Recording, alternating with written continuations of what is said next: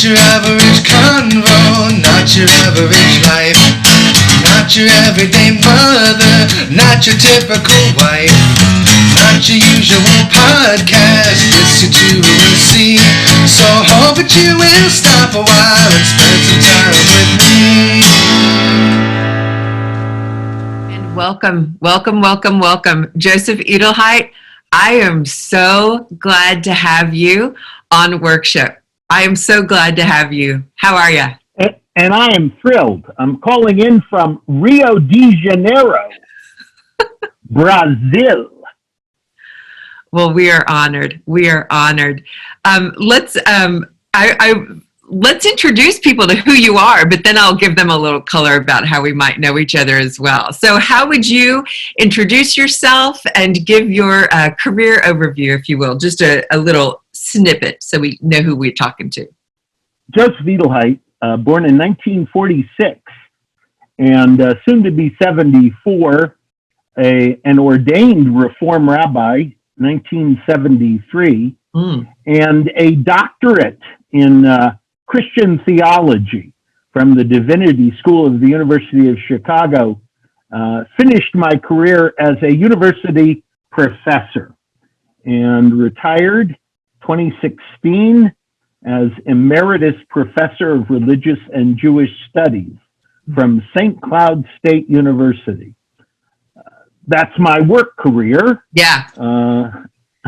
And then you've got so much more to talk about, which we're going to talk about here. But I want to tell people how I know you. So I, Sarah Staley, born in 1971, came to know Joseph Edelheit in, was it, you said 1976? 1976. Oh my gosh. So my mother, who's a musician, who you all will come to know on this program, and she's been many other things, talk about Workship and career journey. She was the musician and the cantor for your synagogue. Is that correct? In Michigan City, Indiana. Oh my gosh. I met her in July 1976. And we have been amazingly interwoven since then. Well, I know that you've blessed my life, and I know that you're going to touch many others on our conversation today. So thank you for being with us. This is a real treat. Thank you, Sarah. Thank you. So, you know, with every guest that is a part of Workship, I want to start at the beginning. I mean, I know that we have many years to cover, but I do want to touch a bit about your childhood, where you grew up, and sort of inklings or moments that perhaps informed your journey most significantly as you took those steps. So share with us just a bit about, you know, how you became who you are today, and perhaps what was significant in that. I am a fifth generation native San Franciscan. Wow. That is too cool. Grew up in the city on 43rd Avenue in the Sunset District, and went to Lowell High School, famous. I went to the old Lowell and the new Lowell, and there became very involved in forensics, debate, speech, and that became a basis for how I became, for myself, a confident person. I excelled in speech and forensics, and that gave me a platform when I went to Berkeley, 64 to 68, the vintage years, and was not a part of the enormous part of that freshman class that flunked out because of the free speech movement and student activism. Had an experience early in my academic career at Berkeley when someone in my organic chemistry class cheated. And that cheating engaged me in a quick reference to, did I really want to be a doctor? And after that experience, I gave up medicine, or the pursuit of medicine, and I was involved in speech, forensics, Many of my friends became lawyers. I did not want to do law. It became too routine for me. Mm-hmm. And somewhere around the end of my junior year at Berkeley, shortly after the Six-Day War, I had taught religious school in a small synagogue in Berkeley. Mm-hmm. And it was at that time I began considering becoming a rabbi. That's quite significant to go from medicine to a faith-based, focus of profession. Tell me a little bit about this cheating. What was that moment that was a trigger that just flipped your switch and said, I'm not sure. There was a requirement that you analyze an unknown substance. And my lab partner had put something in my unknown substance that would have made it impossible for me. When I found out and when he was questioned, he said, look, it's dog eat dog. Only 1 out of every 15 pre-meds gets into med school. And I did not want to engage in the kind of academic amorality that was often required in the mid-'60s to get into medical school. Oh, interesting. I had always been involved in synagogue life, taught religious school, been in Jewish youth grouping. Being a Jew was essential to how I knew myself. Mm.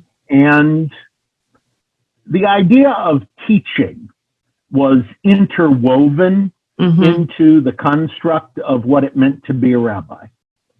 So was there a moment when you knew that was clear then to choose to, so then what happened? So you're at Berkeley, you decide, I think that this is the journey that I'm going to take. How did you shift into that space and know that was right? I began talking to people. I spoke to someone I grew up as a conservative Jew, spoke to someone at the conservative seminary, and I was told that I had to sign a letter that would commit me to maintaining the rules of diet and Sabbath behavior. Mm. And I said to the person who was counseling me, look, I'm involved in the anti-war movement. I'm not going to make a promise I know I can't keep. Mm. It would turn out that several members of my class at the Reform Seminary also didn't want to make that promise. So I went from being a conservative Jew and growing up to the Reform Seminary and have never looked back. Never looked back. Mm. My first wife was also the daughter of a Reform rabbi, so that helped seal the deal, I think. Oh, that's another show, I think, probably. Yeah. But so as you stepped then into seminary, that was clear for you then. You knew based on then conversation and discussion that was the right thing for you.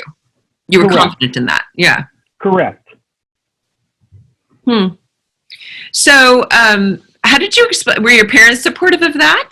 Knowing that... Actually, they were not. They thought that I would be a rebel without a cause, and were unhappy that I was not pursuing a more immediate, realistic goal. And to them, that would have been medicine. Medicine, teaching. There was not a lot of shared intellectual esprit in my family. I had to go find that someplace else. Yeah, I think many people have. I think, Caleb and I and others have been talking about, as you mentioned, finding other people who you can discuss these different paths with, knowing what's right for you, because your journey, while your family can inform that, it's really so personal and experiential, but it will also perhaps take different phases as you go on that journey. So absolutely correct. Yeah. So you started out, you you were assigned a temple, you were a rabbi, but then where did that change? Where did that change? Well, the first thing that changed within the seminary for me was the desire to serve a congregation. I had originally gone to the seminary thinking that I would go on to get a PhD and teach. My work in the seminary prompted me to leave academics and move to a congregation. I had a job in Chicago where I was an assistant, and then I went to Michigan City outside of Chicago where I was for 9 years. And it was in Michigan City that I was able to experience the possibility of being a congregational rabbi while teaching at a Christian university. And for me, that was an element I continue to explore. Okay, so let's pause right there, because the being a rabbi who's also a part of, who has a doctorate in Christian studies, who is teaching, that must have been a moment, I would assume, that could have perhaps been challenging to your board, to your congregation. Did you ever find, nothing ever? Oh, yes. Oh, yes. Okay. Oh, yes. Every congregation I have served and rabbis, colleagues in the area, have never understood the amount of time I choose to spend with Christians. Why was I developing a program at Valparaiso, one of the largest Lutheran liberal arts universities in America? Why would I accept an invitation at the University of Chicago explicitly to study Christian theology? I did not want to study more Judaism. I wanted to study Christianity. And I did it quite intentionally because so many members of my family perished during the Holocaust. I became committed to finding new and different ways of creating Jewish-Christian dialogue that would, in fact, make the Holocaust something that could not happen again.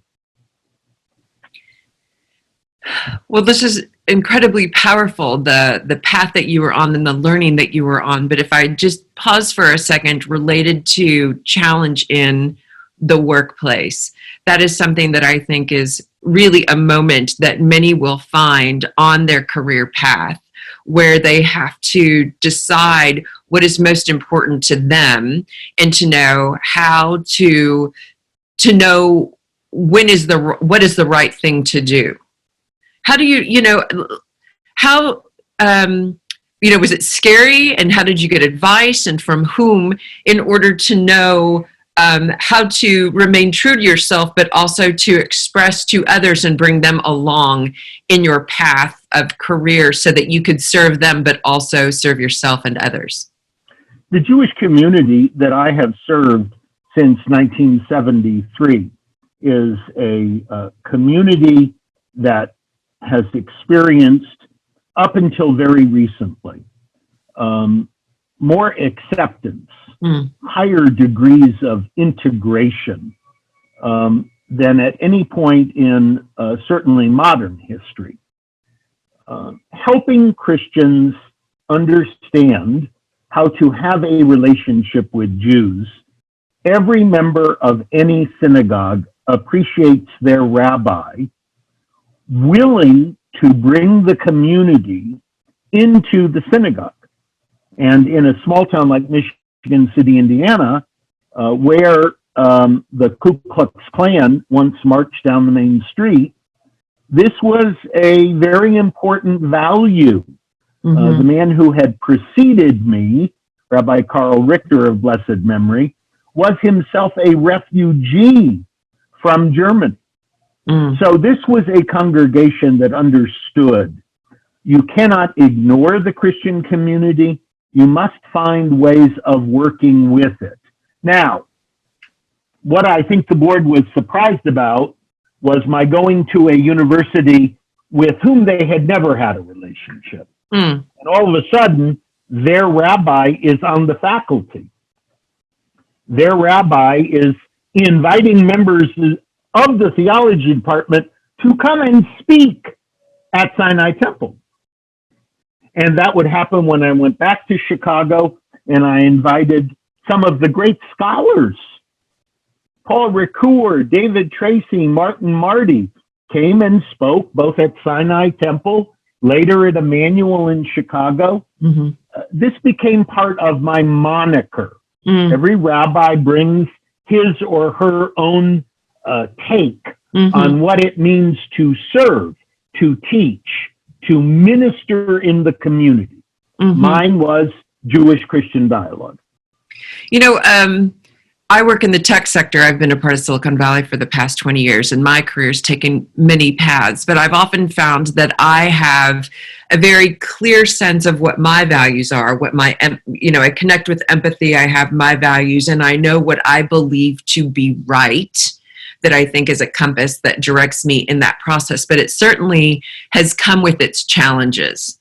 You know, for those who might also have faced, I guess my question is what is a learning, or is there a guidance that you can share with people who, while that might have been your moniker, how do you know? How do you figure out how to throw your shoulders back and understand your path, or where it also needs to transition in order to remain truthful, but move forward? I think it's a wonderful question, Sarah. My goal as a rabbi, as a university professor, has been to make a difference. That's a barometer that is discernible. That's not most famous, most wealthy, always on top. Making a difference. I made a difference at Valparaiso. I brought people who had never engaged with Jews into a safe environment. And so I can look at my career, and there were times when I had to say to people, I'm here making a difference.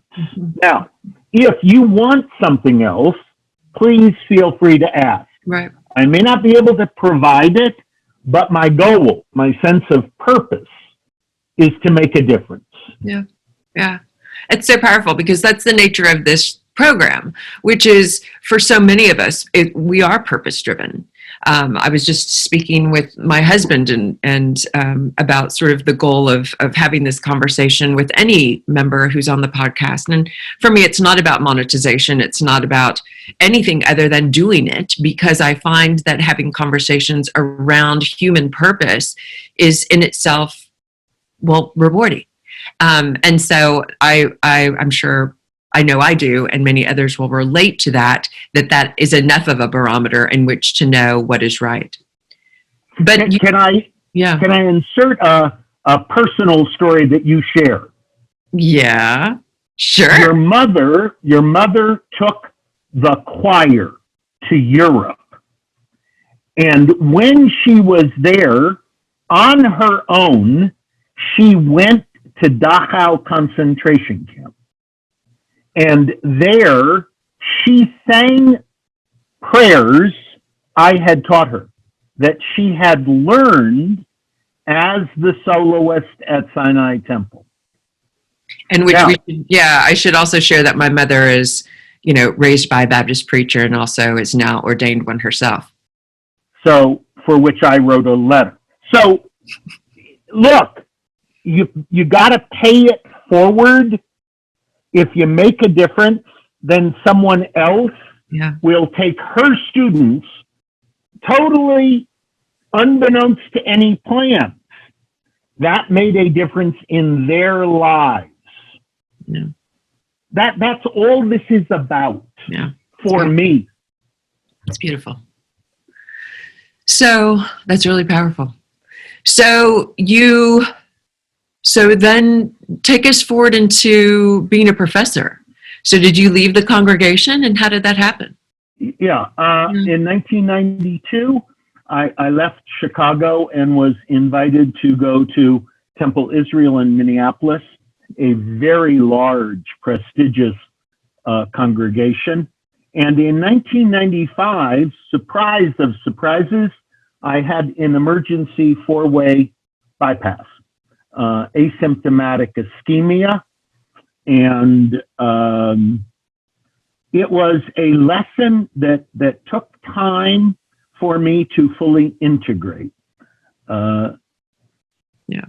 Diet was okay. Stress, always a problem. You have 2,000 families.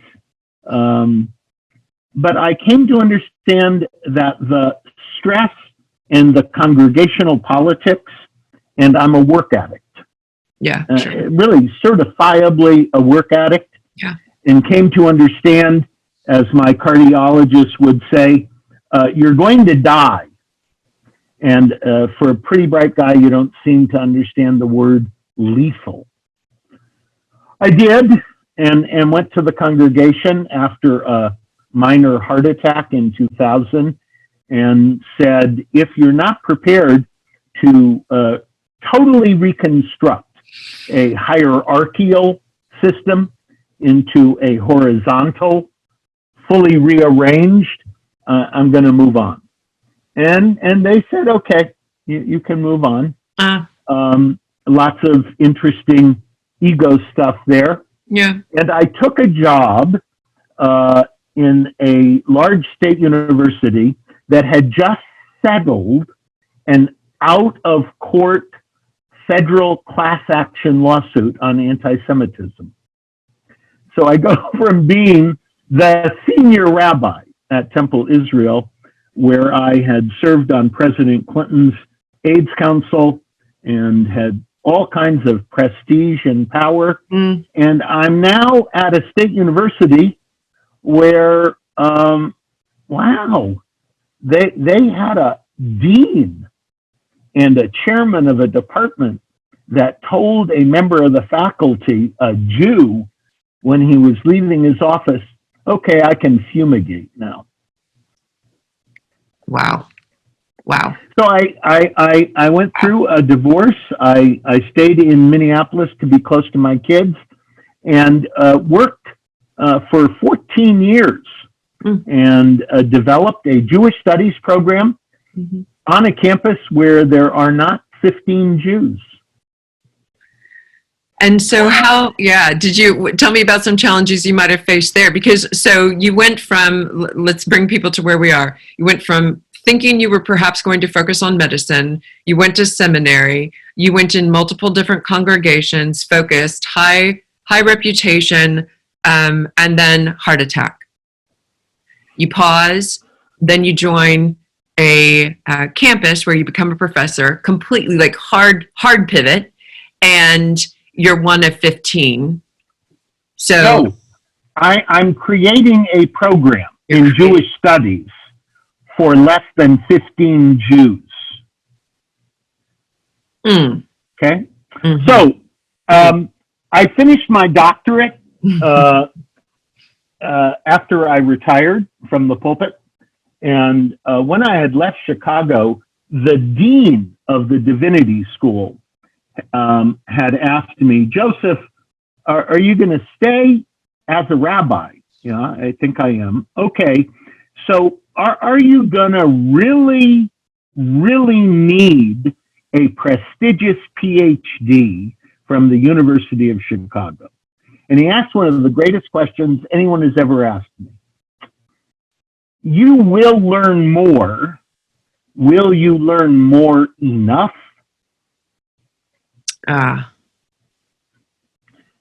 And I said, well, no, of course not. And he said, right, of course not. You have studied one-on-one with your mentors, so why don't you just walk away?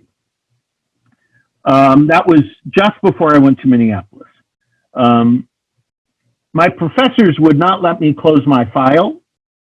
and I decided instead of a PhD to get a Doctor of Ministry, a DMin, and I moved from a very lofty hermeneutics, philosophical category to pastoral theology. Oh my gosh. And I wrote my dissertation.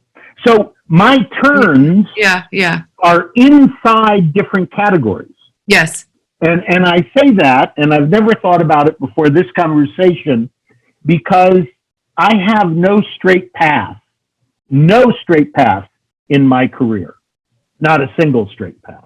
Yeah, and I don't either. But the fact is when you look back on it, they all do relate. It's not that you're going in different swim lanes. It's that they all they open up and that they interconnect, and that you're actually part of a bigger. I often say, get in the bigger swimming pool. Participate in the greater party, which is this wonderful, place to splash around. You're still going to get to the other side, and it's going to be wonderful. But it certainly is, I find, for many of us, more interesting and more realistic for those lanes to become less and less and less defined.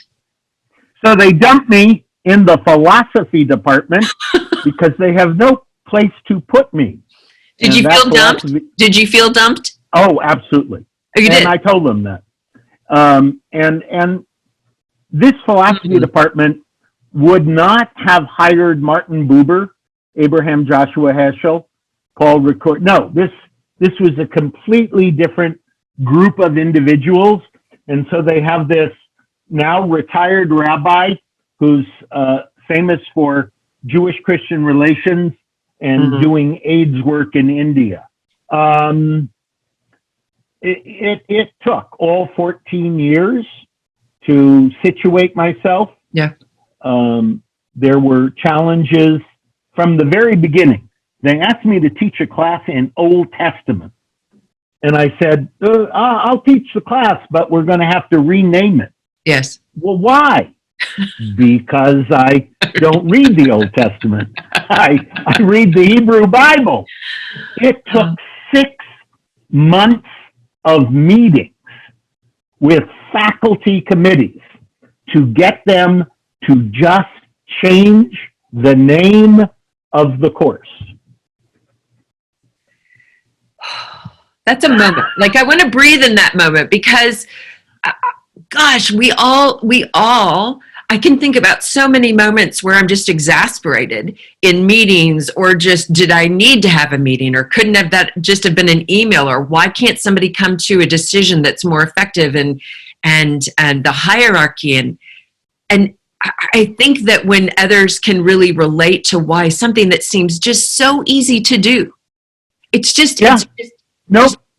Put 5 different human beings around a table, their power, their ideas, the new kid on the block. Wow. You want to change it?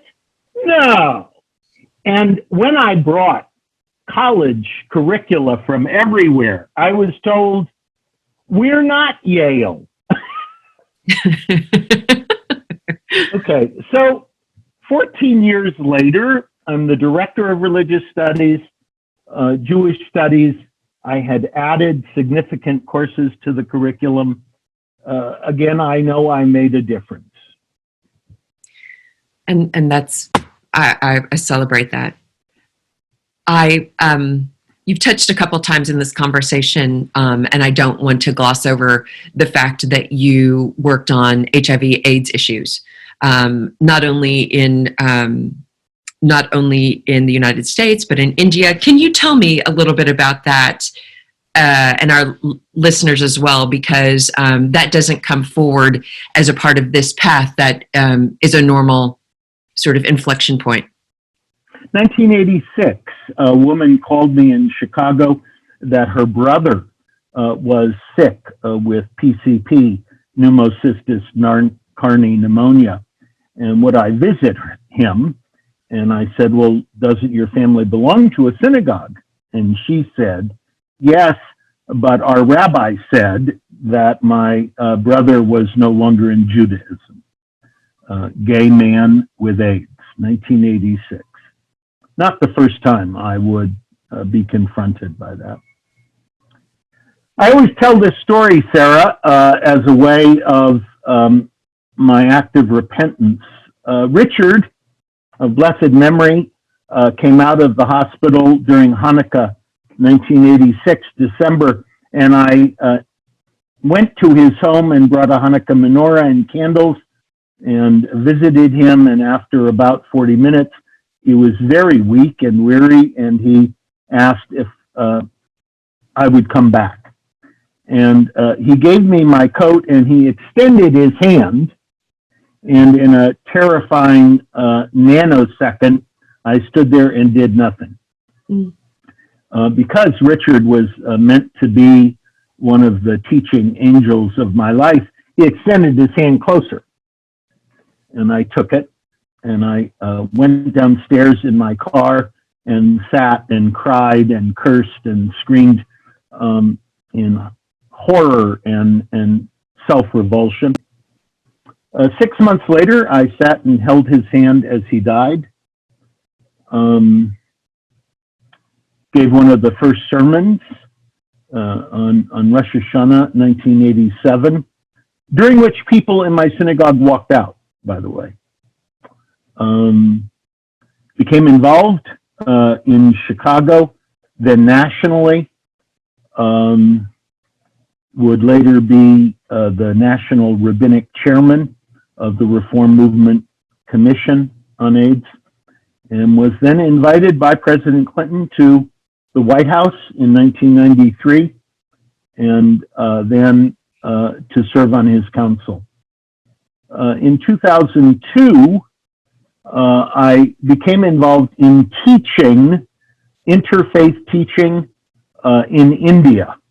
And that evolved into the creation of an orphanage for 60 children, all of whom were infected by parents who all died of AIDS. What a moment. What a moment to go from that hand outstretched to all of these children who you blessed their lives and created a community for them. What do you think as it relates to, that certainly wasn't necessarily career, right? That wasn't career, but it was certainly supplemental and important in creating who you were professionally and creating who you were as a person. And I often find find that that's really key to rounding out who we are as it relates to this purpose. I don't have a career or profession. I have a calling. Yeah. And it may be easier as clergy or university professor. Attendant to calling is the idiom vocation, which I think is used misleadingly as hobby. Yeah. If we look at vocation in its much earlier use, it goes along with clergy calling. Mm-hmm. So my AIDS work was part of my vocation. It drew me, much the way I was drawn into interfaith relations. I was drawn into HIV/AIDS, which drew me into LGBTQ. Mm-hmm.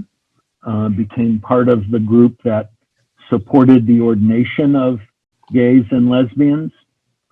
So it's all been a part of, I can look now after almost 47 years and say, I've always lived on the margin and helped those who were outside the margin to come back in. That does not make me popular, by the way. People will not say at some point, oh, he was loved. I don't think I was loved. I think I've been disturbing, confrontational, demanding. But I did try to bring those who were being pushed outside back into a safe place. It's just powerful, and I love it. I want to spend some time now as we come to our close. I want to talk about your book. So we've been talking about my book. I know we have been talking about your book. So what am I missing? I've got my copy right here. It's highlighted. You can see. For those, what am I missing? Questions about being human. Joseph A. Edelheit. I have to. One of the things that I loved, and I don't know if I've ever spent so much time just on the dedication, but you dedicate your book to my children, my most important life teachers. Let me just say that again. To my children, my most important life teachers. What have they taught you? Oh my God. 4 amazing human beings, each of whom is necessary in this world. They've taught me patience. They've taught me how to laugh. They've taught me how to cry. They've taught me forgiveness. They have taught me resilience. Mm-hmm. They have they've helped me know of a value and a worth that I've found no place else. No place else. You launch into the book talking about the wisdom of failure. Why did you start there? I don't like the word perfect. In my last chapter, I spend a lot of time going back to the Olympics, talking about the first time there was a perfect 10. And my anger that we use the word perfect as a noun or adjective, and it was meant to be a verb. To perfect something meant to finish it. Mm-hmm. Not to make it flawless. Mm-hmm. None of us are flawless. My book is based on a presumption that 6 of the most significant biblical characters are all missing something. They are, in fact, imperfect, incomplete, unfinished. And if they are, how much the more so are all of us? There was a part in your book which I'm not going to be able to find right now, but you talk about how, I know it was in, you were talking about the moment where the remains of the Dachau, yes, it's in the very first part. In the very first part, and you use a word, you talk in there about, at times there are people who will come into your life who are unexpected and unnamed, but they will change the trajectory of your life forever. Just moments of divine. Yep. Malche Elyon, messengers from on high. I talk about a passage from my good friend and teacher, Rabbi Larry Kushner, that we all should consider ourselves like we are puzzles, and we come to know that we have some missing pieces. And worse than just us having missing pieces, we have pieces that belong to someone else. Life is about getting the pieces we're missing and being able to give people the pieces we have for them. Mm-hmm. So in this little teeny congregation in Michigan City, Indiana, in 1982, a man comes with a paper bag and hands me a bottle that has remains from Dachau concentration camp, which he brought home as an infantryman. I have ashes and charred bones that he must have scraped a crematory, and he saves them, but he brings them to me.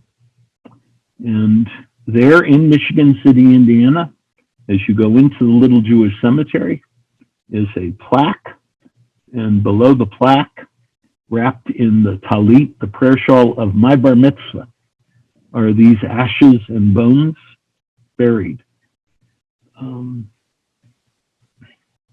And you didn't know this man? You didn't know his name? Never met him. Yeah. Never gave me his name. Left. It has to be something beyond the scope of coincidence, Sarah. Mm-hmm. More important than I was in the right place at the right time. Mm-hmm. I don't accept that. Mm-hmm. So how many different times in our lives do we engage with others in a relationship that changes the cosmos? Mm-hmm.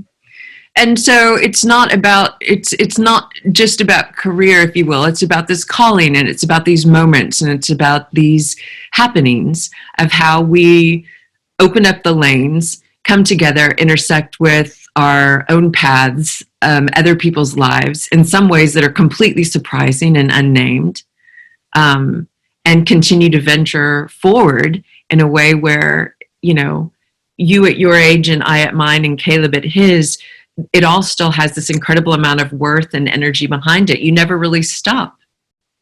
You can't. You aren't perfect until you're done. Mm. So in your book, What Am I Missing? And I know you're going to be going on a book tour as soon as we're all either able to go about our lives again in some sort of... You're starting the book tour, Sarah. You are. The one I'm starting it. I am. Yeah, you're starting it. I'm the tour. I'm the start. What is it that you are most... what compelled you to write this, and what do you hope others will take from the experience of reading it? I want people to demand of themselves more openness to the mystery and the questions of life. I think we are, especially now, in this terrible period of quarantine, and when will it end, and what does it mean? We don't do well with questions. We're stuck here in 2020 without the humility that is needed in the face of this kind of experience. We're gagging on our own hubris. And I would hope my book could help stimulate some of those conversations, Sarah.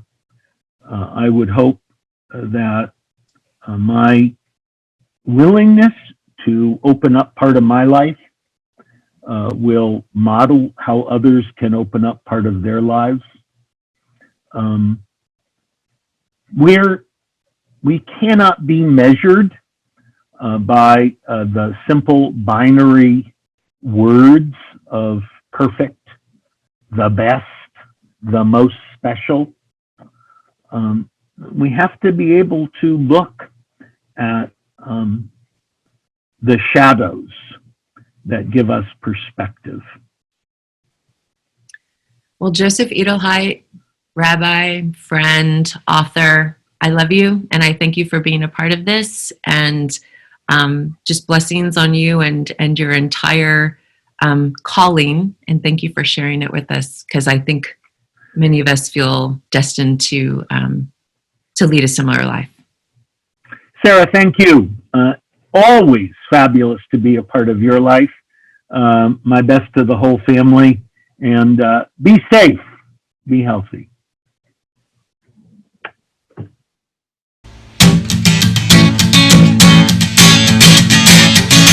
So I hope that you will stop